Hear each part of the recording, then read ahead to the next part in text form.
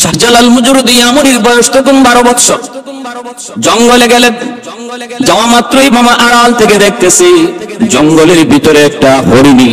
শাহজালাল মুজরুদি আমনি রহমাতুল্লাহি আলাইহি কাছে আয়েশা জবান খুলে গেল, আর চোখের পানি জড়ায় জড়ায় হরিণীটা কান্দে আর বলতেছে, আল্লাহর ওলি, আমি বড় অসহায়, আমি নির্যাতিতা, আমি বড় কষ্টে আছি, বড় দুঃখে আছি। আমার দুটা সন্তান, দুধের সন্তান, আমার দুটা দুধের বাচ্চাকে জঙ্গলের একটা বাঘ খেয়ে ফেলেছে। আমি মা, চোখের সামনে সন্তানকে হারানোর দৃশ্য আমি বলতে পারি না, কারণ সন্তানের প্রতি মায়ের কেমন দরদ এটা শুধু মা জানে, আর দুনিয়ার কেউ জানে না রে ভাই। অতএব সন্তানের প্রতি মায়ের দরদ শুধু একমাত্র মা জানে, আর কেউ জানে না। ওই দুঃখিনী হরিণী বলতেছি, হুজুর, আমার দুধের বাচ্চাটাকে একটা বাঘ খেয়ে ফেলেছে, আমি আপনার কাছে বিচার প্রার্থী। কি ছিল আমার বাচ্চাগুলির অপরাধ, কি ছিল আমার বাচ্চাগুলির দোষ? আল্লাহর ওয়ালি শাহজালাল মুজরুদি আমনি রহমাতুল্লাহি আলাইহি তিনি তখন ওই বাঘটাকে তিনি ডাক দিলেন। বাঘটার সাথে সাথে ওনার সামনে হাজির হয়ে গেল, আসামির মতো আল্লাহর ওয়ালির সামনে দাঁড়িয়ে রইল। তারপরে তিনি জিজ্ঞেস করলেন, বিচারের কাঠগড়ায় দাঁড়ায় আছে জঙ্গলের বিশাল বড় রয়্যাল বেঙ্গল টাইগার, আর ছোট্ট বালক শাহজালাল মুজরুদি আমনি তিনি তো আছেন বিচারক। ওই অবস্থায় তিনি বাঘকে জিজ্ঞেস করেন, কেন তুমি তার বাচ্চাগুলোকে খেয়ে ফেলেছো? বাঘ তখন অনুরোধ করে, বাঘ তখন আসামির কায়দায় বলতেছে, উস্তাদজি, আমি বড় ক্ষুধার্ত, আমি চরম ক্ষুধার্ত ছিলাম। ওই অবস্থায় ক্ষুধার জ্বালা সইতে না পেরে আমি তার দুটা বাচ্চা খেয়ে ফেলেছি। আমি বহুত বড় অন্যায় করে ফেলেছি, অপরাধ করে ফেলেছি। আপনি যেমন শাস্তি আমাকে দেন না কেন গো, আমি শাস্তি মেনে নিব। এই কথা বলতেই শাহজালাল মুজরুদি আমনি বাঘটার একটা চর মারলেন, একটা থাপ্পড় মারলেন, আর বাঘটা কিছু দূর যাইয়া তার করে যেভাবে বমি করে ওই রকম বমির মতো করে বাচ্চা দুটারে পেট থেকে পালায়া দিল। আল্লাহর কুদরতে ওই দুনো বাচ্চাটা আল্লাহ পাক রব্বুল আলামিন তাদেরকে জীবিত করে দিলেন। দৃশ্যটা দেখলেন দূর থেকে দাঁড়ায় মামা আহমদ কবির রহমতুল্লাহি আলাইহি তিনি তখনই সেজদায় পড়ে আল্লাহর কাছে শুকরিয়া আদায় করেন আর বললেন, ভাবলেন আমার ভাগনা আল্লাহর রহমতে কামালতির উচ্চ পর্যায়ে পৌঁছে গেছে। ও ভাইরা বন্ধুরা, 12 বছরের বালক শাহজালাল মুজরুদি আমনি আল্লাহ পাক এত বড় কামালতি বুজুর্গি দান করলেন, জঙ্গলের হিংস্র প্রাণীরা পর্যন্ত তার বিচারক মানে। তারপরেই মামা বলতেছেন, বাবা যাও ভারতবর্ষে যাও, এই যে মাটি দিয়ে দিলাম, এই মাটি লিয়ে দাও। আল্লাহর ওলি রওনা দিয়ে দিলেন ভারতবর্ষে। ভাইরা বন্ধুরা, রাস্তায় অল্প অল্প করে কিছু কিছু সাথী ওনার সঙ্গী হলো, আসলেন ভারতের দিল্লি। তখন বহুত বড় একজন বুজুর্গ বসবাস করতেন, নিজামউদ্দিন আউলিয়া, হযরত নিজামউদ্দিন আউলিয়া রাহমাতুল্লাহি আলাইহি। অনেক খবর পেয়ে ওনার দরবারে মেহমান ডাকলেন। ইয়ামেন থেকে একজন বুজুর্গ এসেছেন। ভাইরা বন্ধুরা, নিজাম খাজা নিজামউদ্দিন আউলিয়া রাহমাতুল্লাহি আলাইহি মেহমান হিসেবে রাখলেন। মেহমানদারি করতেছেন, কারণ মেহমানদারি করে আমার নবীর সুন্নাত। মান আরাদা আন ইয়াবসুতার রিজকা ফালিয়ুকরিম দাইফাহ আও কামা ক্বালা an-নবী আলাইহিস সালাতু ওয়াস সালাম।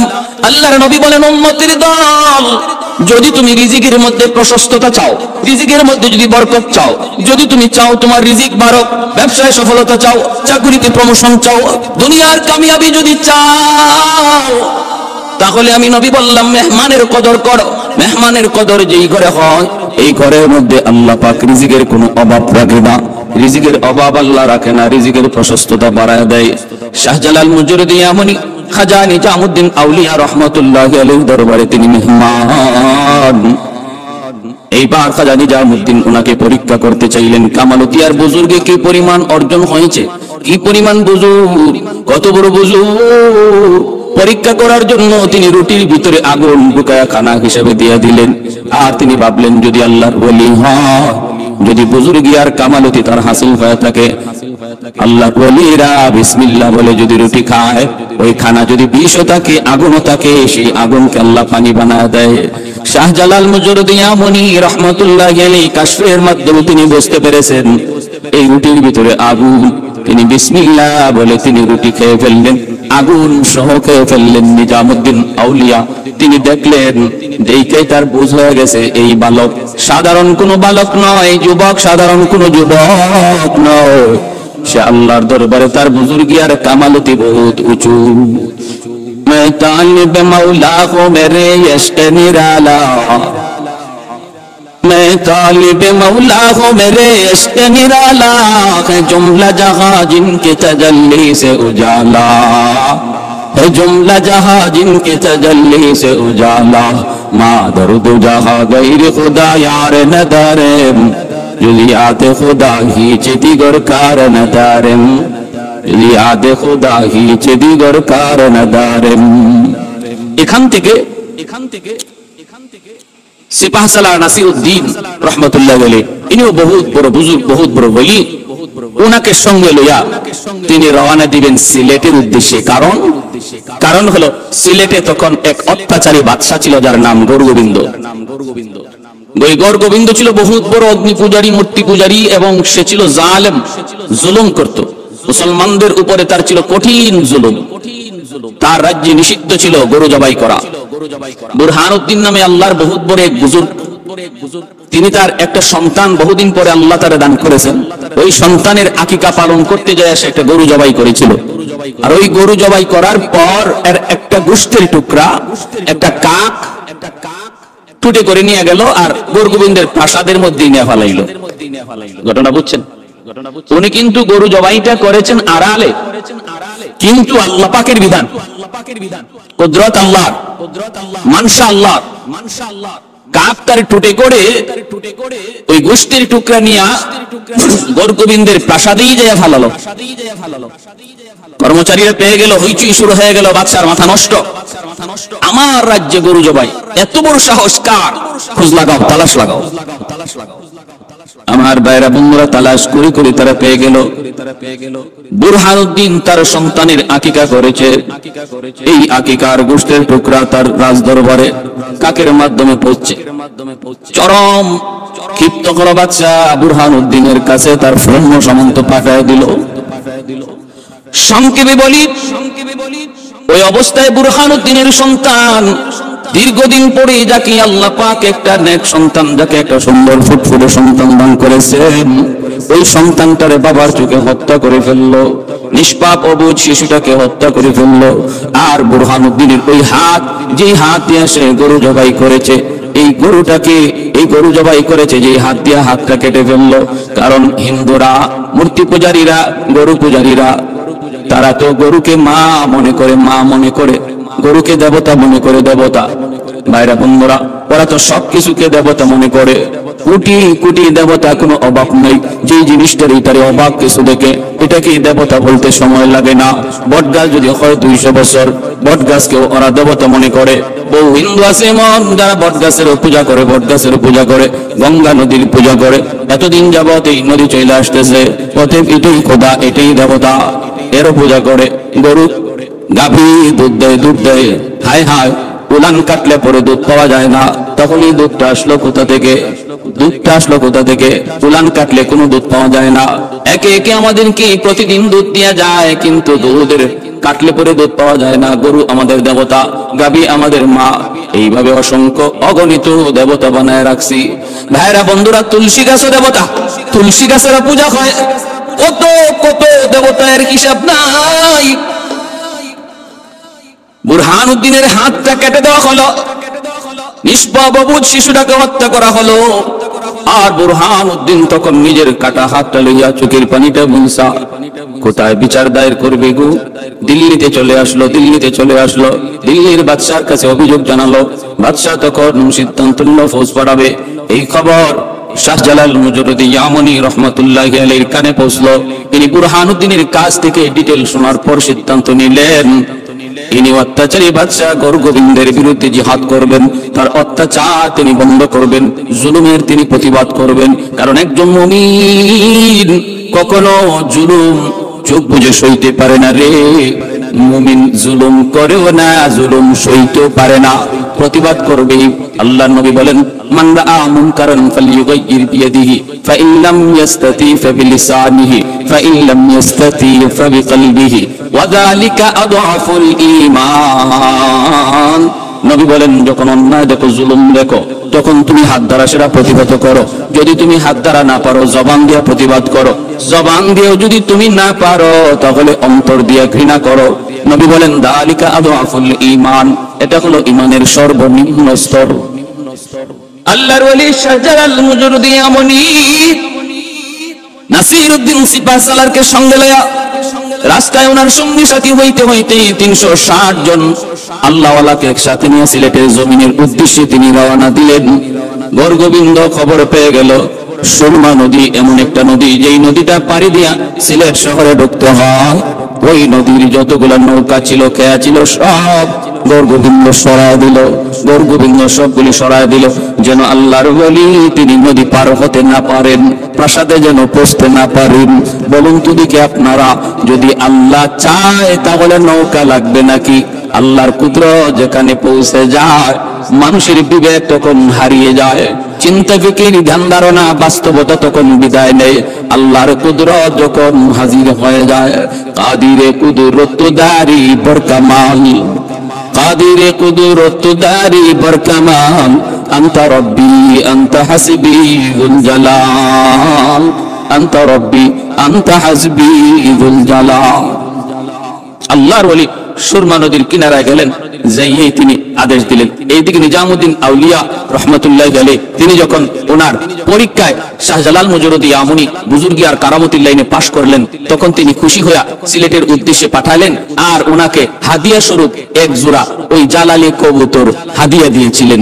সেখান থেকেই জালালি কবুতর শাহজালাল মুজরদি আমনি রহমতুল্লাহ আলাইহির সাথে সিলেটে আসে। ছাই কালারের নাম তখন জালালি কবুতর ছিল না, ছাই কালারের এক জোড়া কবুতর হাদিয়া দিয়েছেন। আর যেহেতু শাহজালাল রহমতুল্লাহ আলাইহির সাথে সিলেটে এই এক জোড়া কবুতর এসেছে, এজন্য এই কবুতরের নাম হয়ে গেছে জালালি কবুতর। নদীর কিনারায় পৌঁছে দেখেন ব্যবস্থা নাই, নদী পার হবেন কেমন করে, ব্যবস্থা নাই। আল্লাহর ওলি আল্লাহর কাছে সাহায্য চাইলেন, মালিক কিভাবে পার হব জানি না, ব্যবস্থা তোমার, আমার চেষ্টা, আমার ইরাদা। আয় আল্লাহ, নদী পার হতে চাই, কেমন করে পার করবা জানি না মাওলা। আল্লাহ পাক রব্বুল আলামিনের কাছে যখন দোয়া করতে লাগলেন, আল্লাহর ওলিরা চাইতে দেরি, দোয়া কবুল হতে দেরি হয় না। তিনি তো একজন মুস্তাজাবুদ দাওয়া ছিলেন, যার হাত উঠাইতে দেরি হয়, কবুল হতে দেরি হয় না। আল্লাহর ওলি শাহজালাল মুজরদি আমনি হাত বাড়ালেন, আল্লাহ দোয়া কবুল করলেন। মালিক জানায় দিলেন, অন্তরে ইলহাম করলেন, বন্ধু আমার, তুমি এইবার তোমার যায় নামাজটা নদীতে বিছায়া দাও। যারা আল্লাহর ওলি তারা সবাই আল্লাহর বন্ধু। ওলি শব্দের অর্থই হলো বন্ধু, ওলি শব্দের অর্থই হলো বন্ধু, এর বহু বচন হলো আউলিয়া। তাদের প্রসঙ্গে আল্লাহ পাক কোরআনে বলেছেন, আলা ইন্না আউলিয়া আল্লাহ লা খাউফুন আলাইহিম ওয়া লা হুম ইয়াহজানুন। আল্লাহ পাক বলেন, যারা আমি আল্লাহর ওলি তাদের কোনো ভয় নাই, কোনো চিন্তা নাই, তাদের কোনো ভয় নাই, তাদের কোনো চিন্তা নাই। তাদের জীবনের যত সমস্যা, সবগুলি সমস্যার সমাধানের জিম্মাদার আমি আল্লাহ। অতএব তাদের জীবনে কোনো সমস্যা নাই, তাদের কোনো ভয় ভীতিও নাই, যত ভয় সবকিছুর জিম্মাদার আমি আল্লাহ। যদি তুমি ওলি হতে পারো, যদি তুমি ওলি হতে পারো, লা খাউফুন আলাইহিম ওয়া লা হুম ইয়াহজানুন। কারা আল্লাহর ওলি?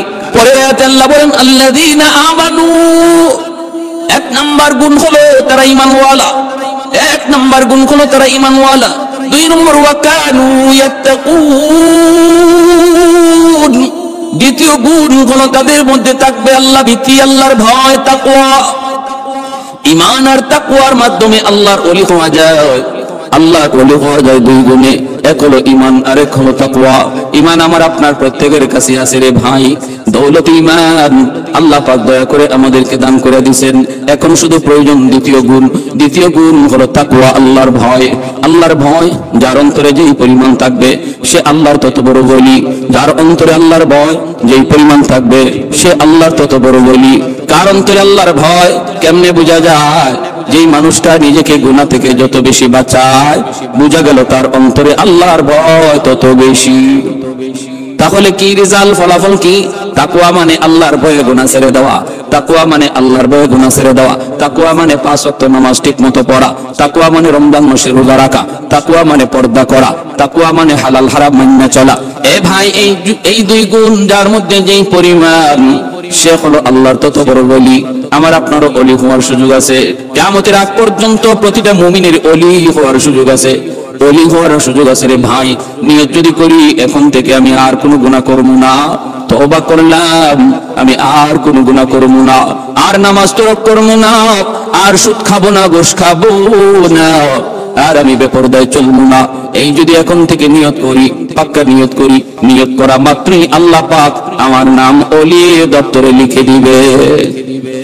আল্লাহু मैं तालिब मौला को मेरे यश्क निराला, मैं तालिब मौला को मेरे यश्क निराला, है जुमला जहां जिनके तजल्ली से उजाला, उल्फत में बराबर के वफा हो के जफा हो, हर चीज में लज्जत है अगर दिल में मजा हो, हर चीज में लज्जत है अगर दिल में मजा हो, एक चश्मे ज़दन गाफिल अज़ा शाह नबाशी, शायद के निगाहे कुनदगाह नबाशी, शायद के निगाहे कुनदगाह नबाशी। अल्लाह बोलेन बंधु जाए नामाज बिछाया दाओ। যে আল্লাহ কার নৌকার মধ্যে বসে নদী পার করাইতে পারে, ওই আল্লাহ যায় নামাজে বসে নদী পার করাইতে পারে। আল্লাহ বলে বন্ধু যায় নামাজে বসে পড়ো। আল্লাহর ওলি যায় নামাজে বসে পড়লেন। ওইদিকে গরগোবিন্দের বাহিনী নদীর পারে তীর নিয়ে দাঁড়ানো, লাইন ধরে তীর নিয়ে দাঁড়ানো। যদি নদী পার হওয়ার চেষ্টা করে ওরা তীর মারবে। দেখতেছে হায় হায় হায়, এ কেমন মানুষ, যায় নামাজে বসে নদী পার হইতেছে, অথচ পানিতে ডুবে না, অথচ পানিতে ভিজে না। ভাইরা বন্ধুরা, পানি কার কথায় চলে? আল্লাহর। বাতাস কার কথায় চলে? আল্লাহর। সূর্য কার কথায় উঠে? আল্লাহর। সূর্য কার কথায় ডুবে? আল্লাহর। কুল কায়নাত যার ইশারায় চলে, তিনি আর কেউ নন, তিনি আমার আপনার মালিক, তিনি আমার আপনার মালিক, যার নাম, যার উপাধি রব্বুল আলামিন। আল্লাহ পাকের নির্দেশ, এরে সুরমা নদীর পানি সাবধান, আমার বলিকে তুই ডুবাবি না, সামান্যতম বেয়াদবি করবি না। আমি আল্লাহর হুকুমে যদি তুমি চলো, তাহলে আমার বন্ধুকে সসম্মানে নদী পার করা দাও। ভাইরা, আল্লাহর হুকুমে পানি শক্ত হয়ে গেল। যেমন ভাবে মূসা কালিমুল্লাহ নীল দরিয়া যখন পার হন, আল্লাহ বলে এরে নীল দরিয়ার পানি বল। কার হুকুমে? চলো আল্লাহ তোমার হুকুমে। তাহলে আমার বন্ধু মূসা, এখন তোমার বুকের উপর দিয়া পার হয়ে যাবে। যেইভাবে আসো আলোক হয়ে রাস্তা করে দাও, রাস্তা। দরিয়ার পানিগুলা ভিন্ন হয়ে রাস্তা করে দেয়। পানি জমাট বেঁধে গেল, মাঝখান দিয়া একটা দুইটা নয় 12টা রাস্তা হয়ে গেল। কারণ বনি ইসরাইলের মধ্যে ছিল 12টা গোত্র, প্রতিটা গোত্রের জন্য একটা করে ভিন্ন ভিন্ন রাস্তা তৈরি হয়ে গেল। ফেরাউন যখন মাঝখানে গেল, রেডিমেড রাস্তা দেখে যখন ফেরাউন নিজে পার হতে যায়, মাঝামাঝি যাওয়া মাত্র আল্লাহ কয় পানির তুই আগের মতো হয়ে যা। হুকুম পাওয়া মাত্রই পানি আগের মতো হয়ে গেল। তাহলে আমরা বুঝলাম কি, পানি কার কথায় চলে? বলে আল্লাহর কথায় চলে। বাতাস কার কথায় চলে? আল্লাহর কথায় চলে। সবকিছু আল্লাহর হুকুমে চলে, আল্লাহর হুকুমে চলে। এ ভাই, সুরমা নদীর পানি বন্ধ হয়ে গেল, সুরমা নদীর পানি শক্ত হয়ে গেল, পানি আর পানি নাই। ওই অবস্থায় তিনি যায় নামাজে বৈশা তিনি নদী পার হয়ে গেলেন। হয়ে যাচ্ছেন ওই নদীর কিনারা থেকে, তখন সৈন্যরা দুশমনেরা তীর মারতে লাগলো, বৃষ্টির মতো তীর। তিনি তো আল্লাহর কাছে সাহায্য চান। তীরগুলো আল্লাহ পাক রব্বুল আলামিনের হুকুমে যেই পথ দিয়ে আসার কথা, যেই দিকে তীর যাওয়ার কথা, উল্টা ব্যাক করতে লাগলো। তীর ছাড়লো আল্লাহর ওলির দিকে লক্ষ্য করে, কিন্তু আল্লাহর কুদরত বোঝা বড় দায়। তীর উল্টা ঘুরে গেল। গুইরে গুইরে যে তীর ছাড়লো, সেই তীর যে তার শরীরে লাগলো, সেই খতম হয়ে গেল, সেই খতম হয়ে গেল। উপর থেকে বড় বড় পাথর ছাড়লো দুশমনরা, পাথর কোনো পাথরের চাপায় পড়ে তিনি মারা যান। ওই পাথর গড়ায় গড়ায় যখন ওনার কাছে আসলো, তিনি আবার বলতেছেন, শাহজালাল মুজাদ্দিদ উনি বলেন শিলহাট। সিলেট শব্দটার মূল হলো শিলহাট। শিল শব্দের অর্থ হলো পাথর, হাট শব্দের অর্থ সরে যা।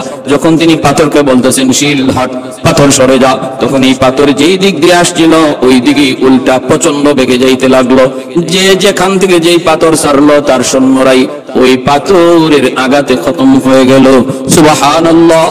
আল্লাহ পাকের কুদরত কত বড়, আল্লাহ পাক কত বড় মহান। আল্লাহ যা চায় জান তা হয়, মানুষ যা চায় তা হয় না। আল্লাহ যা দেখেন মানুষ তা দেখে না, আল্লাহ যা পারেন মানুষ তা পারে না।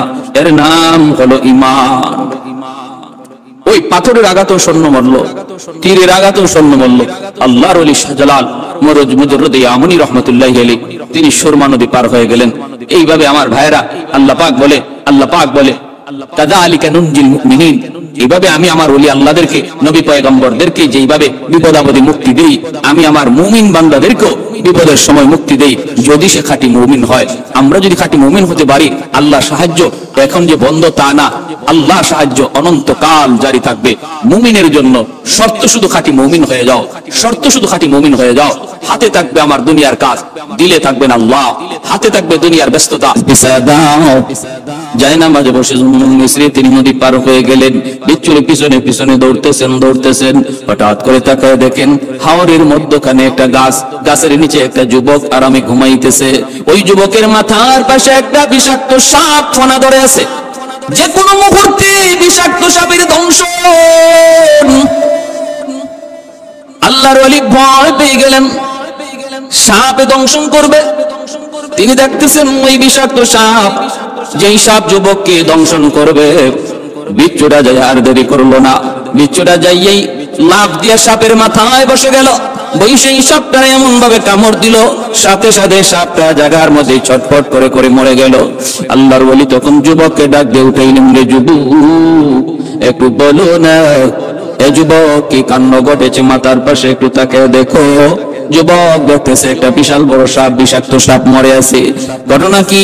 ঘটনা হলো এমন, আল্লাহ পাক তোমাকে তো তার কুদরতে বাঁচায় নিছেন, কিন্তু আমি জানতে চাই রে যুবক, কি তোমার নেকামল, কি নেকামল, কোন নেকামলের উসিলায় আল্লাহ পাক তোমাকে সাপের দংশন থেকে বাঁচানোর জন্য নদীর ওই পার থেকে বিচ্ছু পাঠালেন, আর ওই বিচ্ছুটা ঈশা তোমাকে বাঁচায় নিল।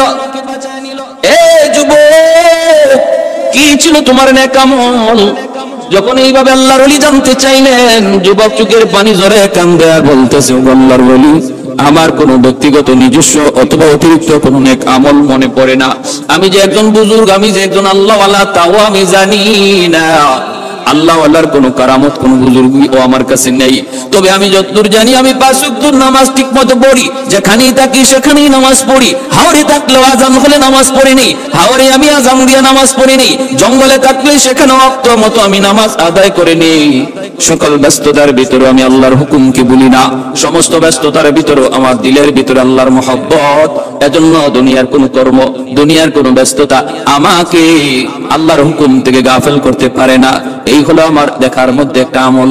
আরেকটা হলো, আমি যখন ওই জায়গায় ঘুমাইতে যাই, আমি আল্লাহর কাছে দোয়া করেছিলাম, মালিক এই হাওরে আমি একটু ঘুমাবো, আমি বড় ক্লান্ত পরিশ্রান্ত, গাছের নিচে ঘুমাবো, কিন্তু কেমন করে ঘুমাই? আমার তো কোনো আপনজন আত্মীয় স্বজন কেউ নাই। আল্লাহ, আমি গাছের নিচে ঘুমাবো, পাহারা দিবে কে? বিপদে পড়লে সাহায্য করবে কে? আল্লাহ, তোমার কাছে আমি ভরসা করলাম। আল্লাহ, তোমার উপর ভরসা করে ঘুমাইলাম, তুমি আমাকে সাহায্য কইরো। আল্লাহ পাক বলে, ওয়া মান ইয়াতাওয়াক্কাল আলাল্লাহ ফাহুয়া হাসবু, যে আমার উপরে যেই পরিমাণ ধারণা রাখে, আমার উপরে যেই পরিমাণ বিশ্বাস রাখে, আমার উপরে যে পরিমাণ ভরসা করে, আমি আল্লাহ তার সাথে ওই পরিমাণ লেনদেন করি, আমি তার জন্য যথেষ্ট হয়ে যাই। 100 ভরসা যদি কেউ আল্লাহর উপরে করে, আল্লাহ তার জন্য 100 সমাধান বের করে দেন। আল্লাহ পাক তার 100 জিম্মাদার হয়ে যান। কেউ যদি 50 ভাগ ভরসা করে, আল্লাহ 50 ভাগ তার জিম্মাদার হয়ে যান। এজন্য ভাইরা বন্ধুরা, ভরসা করবো কার উপর? আল্লাহর উপর। তাওয়াক্কুল করবো কার উপর? আল্লাহর উপর। কত %? 50 কয় না, 60 কয় না, 70 কয় না, 80 কয় না, 90 কয় না, কত কয়? 100 100% তাওয়াক্কুল করবো আল্লাহর উপর। আল্লাহর ওলি কি যুবক বলতেছে, ও আল্লাহর ওলি, আমি যখন ঘুমাই আল্লাহর কাছে বলতেছি, মালিক এই নির্জন মরুভূমিতে গাছের নিচে ঘুমাবো, কিন্তু বাঁচানেওয়ালা কেউ নাই, তুমি ছাড়া আল্লাহ, আমাকে তুমি বিপদ থেকে উদ্ধার কইরো। এই বইলে আমি ঘুমাইছি, এজন্য আল্লাহ পাক তার জিম্মাদার হয়ে গেছেন। আল্লাহর ওলি জুন্নুন মিসরি রহমাতুল্লাহ আলাইহি যুবককে বুকে নিয়ে বুক মিলাইলেন আর বললেন, যুবক, ও যুবক, তুমি আল্লাহর কাছে বড় পেয়ারা, আল্লাহর কাছে তোমার দাম বড় বেশি। এই ভাই, এজন্য আল্লাহর ওলিদেরকে আল্লাহ পাক কুদরতি হাতে বিপদ থেকে বাঁচায়, সমস্যায় পড়লে আল্লাহ সমস্যা থেকে উদ্ধার করে। আল্লাহ নিজেই বলেছে, ওয়া কাযালিকা নুনজিল মুমিনিন,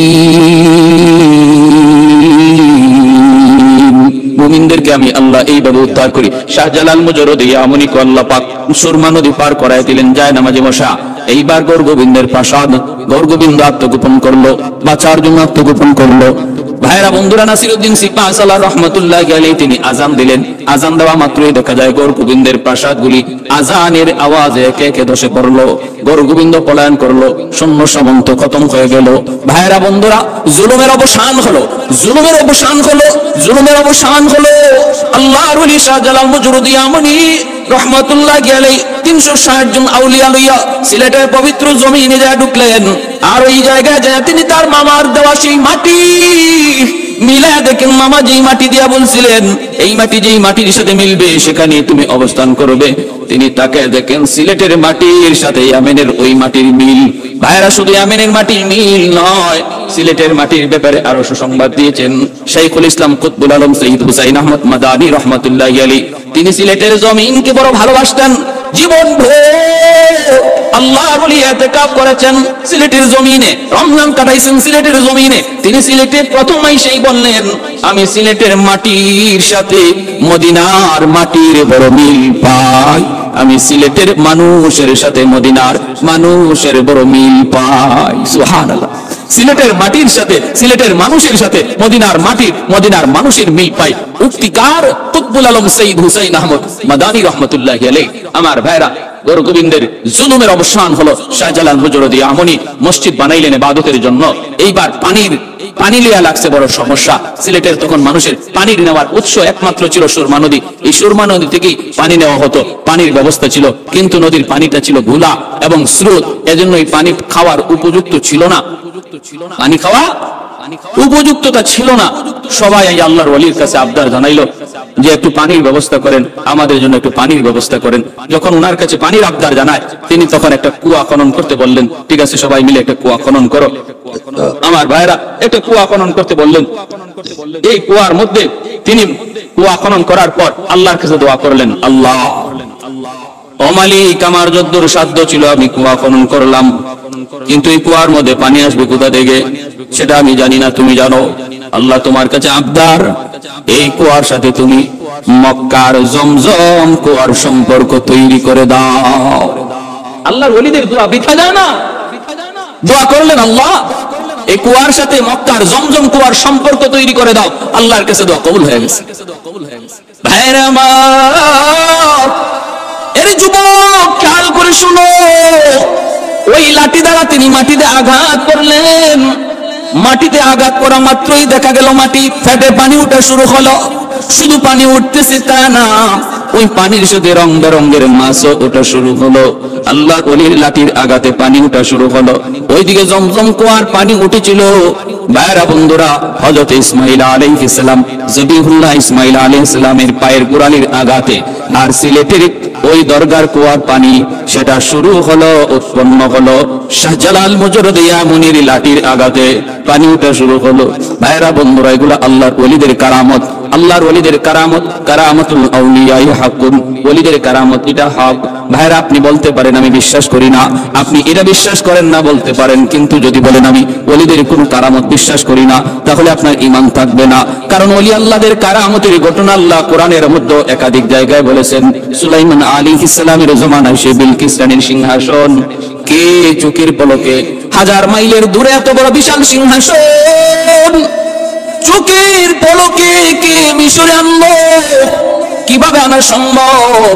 সেটাও ছিল একজন ওলির কারামত, ওলির বুজুর্গি, যার ইসমে আজমের ক্ষমতা জানা ছিল, ইসমে আজম যার অর্জন হয়েছিল। এজন্য ভাইরা বন্ধুরা, ওলিদের কারামত এগুলা হক সত্য, এর ভিতরে কোনো সন্দেহ নাই। আপনি নির্দিষ্ট করে কোনো কারামত যদি বলেন এটা আমার সন্দেহ হয়, এর কোনো নির্ভরযোগ্য তথ্য পাই না, সেটা ভিন্ন কথা। কিন্তু যদি বলেন এগুলা হতেই পারে না, এগুলা অসম্ভব, তাহলে ঈমান থাকবে না। কারণ ওলিদের কারামত ওলিদের নিজস্ব কোনো ক্ষমতা নয়, নবীদের মুজিজা তাদের নিজস্ব কোনো ক্ষমতা নয়। ওলিদের কারামত, নবীদের মুজিজা সম্পূর্ণটা আল্লাহর ইশারায়, আল্লাহ করান। অতএব বলুন তো দেখি, আল্লাহ যদি চান, আল্লাহ যদি করান, তাহলে সম্ভব কিনা? অবশ্যই সম্ভব। যদি বলেন সম্ভব না, তাহলে ঈমান থাকবে না। লাঠির আঘাত দেওয়া মাত্রই পানি বের হলো, আর এর আগে দোয়া করে নিলেন, আল্লাহ তুমি জমজম কুয়ার সম্পর্ক, আল্লাহ তুমি মক্কার জমজমের সাথে করে দিও। ও ভাইরা বন্ধুরা, পানি আজ উঠলো, সে তখনও উঠলো, আজও আছে, এবং বিভিন্ন রঙের মাছও আছে।